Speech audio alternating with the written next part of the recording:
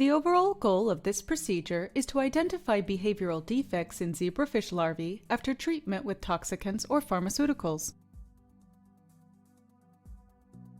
This is accomplished by first collecting and treating the embryos or larvae with chemicals up to the first 7 days of development.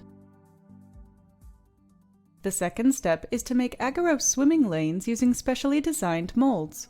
Next, the treated larvae are placed in the agarose lanes for behavioral analysis using time-lapse photography.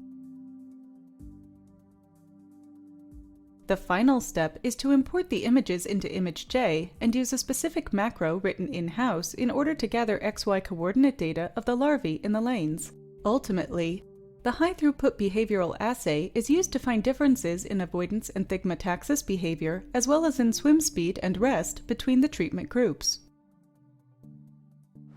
The main advantage of this technique over existing methods like those commercially available is that we can use our method to observe more complex behaviors.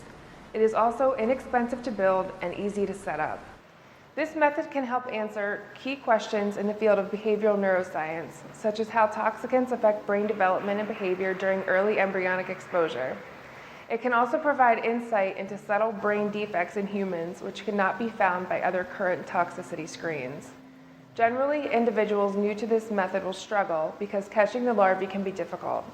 Visual demonstration of this method is critical as the steps have a learning curve since the protocol involves custom-built systems.